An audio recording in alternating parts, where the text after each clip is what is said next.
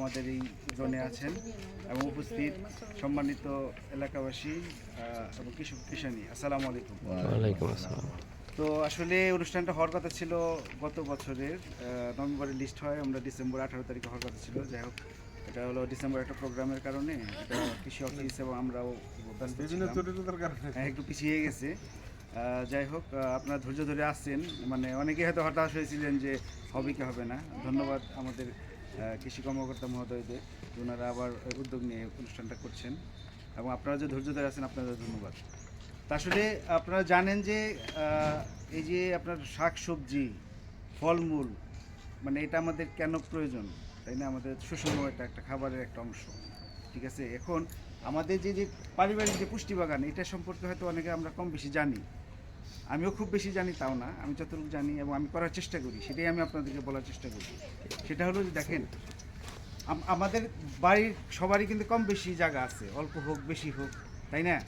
তো এখন এই জায়গাটুককে যদি মানে আমরা যদি একটু চেষ্টা করি তাহলে কিন্তু এখানে আবাদ করা সম্ভব। এইটাই কিন্তু মানে এই যে আপনার পারিবারিক পুষ্টি বাগান, এইটাই কিন্তু মূল উদ্দেশ্য বলে আমি মনে করি। হ্যাঁ, দেখেন আমাদের বাড়িতে অনেক জায়গা, তাই না?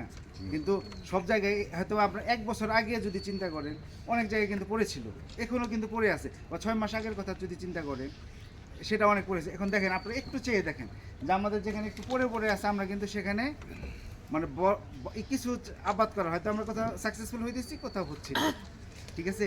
এই যে হচ্ছি না, আমরা যে শিখতেছি, তাহলে এটার করার উদ্দেশ্যটা কি? যেমন আমরা এখানে একটু জায়গা পড়ে আছে, একটা সবজি করলাম এখানে, যেমন আমাদের ওইখানে সামনে একটা করেছি, যেখানে একটা পাকা করেছি, কিন্তু আমি এখানে বস্তার মধ্যে আমরা কিছু সবজি মানে বেগুন লাগিয়েছি, মরিচ লাগিয়েছি, ঠিক আছে? এই যে বিষয়টা আমাদের প্রত্যেকটা জায়গাকে কাজে লাগানো, এবং এখানে খরচের যে বিষয়টা, খরচও কিন্তু খুব একটা বেশি না। খালি আসল ইচ্ছার দরকারটা হলো যে আপনার সদিচ্ছা যদি না থাকে তাহলে কিন্তু সম্ভব না, ঠিক আছে? যেমন আমি এখানে গাছ লাগাইছি, আমি পানি দিলাম না, ঠিক আছে? স্যারেরা আমাদেরকে হয়তো বা কিছু বীজ দিল, আমি নিলাম কিন্তু লাগাইলাম না, তাহলে কি হলো? তদবির করতে হবে। হ্যাঁ, সব তো করতে হবে, এবং আমাদের মনের যে ইচ্ছা সেটা থাকতে হবে যে হ্যাঁ আমি নিজে একটা লাগাবো, ওই নিজের লাগানো জিনিসটাই আমি নিজের হাতে খাবো, সেটা কিন্তু অনেক বড় ব্যাপার। আর যদি বেশি হয় সেক্ষেত্রে আমরা বিক্রি করতে পারবো, তাই না? সব দিকেই লাভ আর লাভ, তাই না? এখন দেখেন আমরা যদি পারিবারিক পুষ্টি বাগান করি তাহলে আমাদের কি খুব একটা খরচ হবে? খরচ কিন্তু খুব একটা বেশি না। কারণ কি, আমরা আমরা যারা যে গ্রামে থাকি তা আমাদের কিন্তু মানে জায়গা তো ফ্রি পাইলাম, নিজেদের যে মানে অপরিত্যক্ত জায়গা, ওখানে কিন্তু আমাদের খরচ লাগলো না। তারপরে দেখা গেল যে আমরা যে বীজের দামও খুব একটা বেশি না, স্যাররা হয়তো আমাদেরকে দেয় বা দিবে না, তো ওইখানে আমরা বীজ পাইলাম, ফ্রি পাইলাম।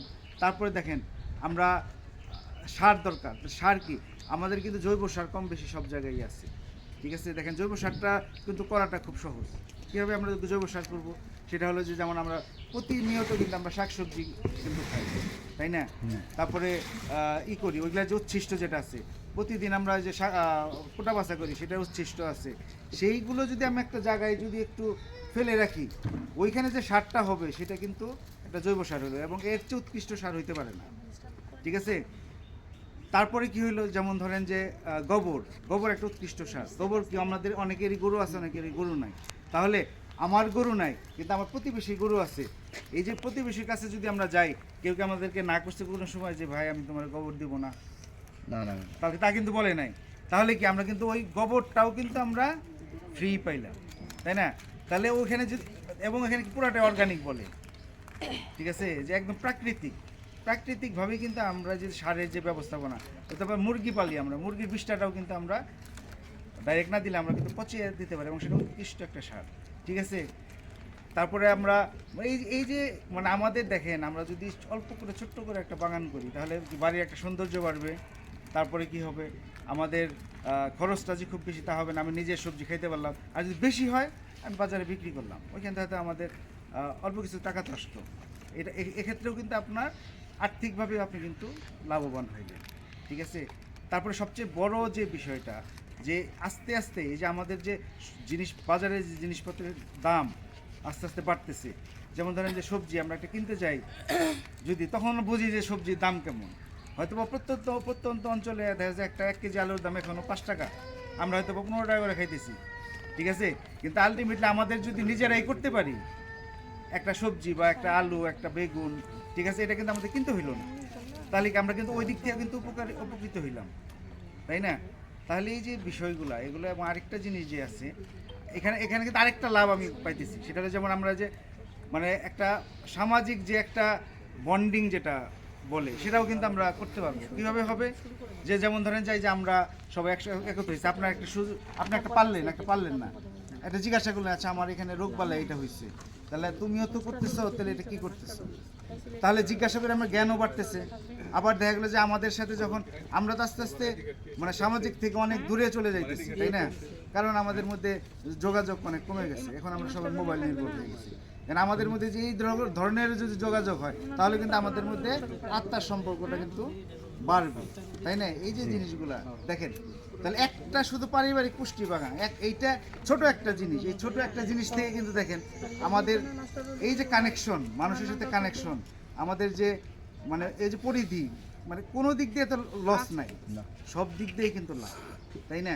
তাহলে দেখেন আমরা শুরু করি, মানে স্যারদের ধন্যবাদ যে তারা ওনারা উদ্যোগ নিচ্ছেন আমাদের এখানে মানে আমরা অনুষ্ঠান করতে পারছি, এই জন্য আবারও ধন্যবাদ, ঠিক আছে?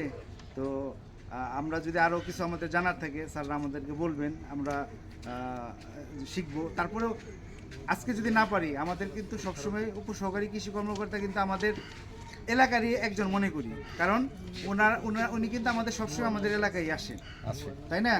যদি দেখা যায় আমাদের একটা প্রয়োজন হইলো, জানার একটা দরকার হইলো, আমরা কিন্তু ওনার কাছ থেকে তথ্য নিতে পারি, তাই না?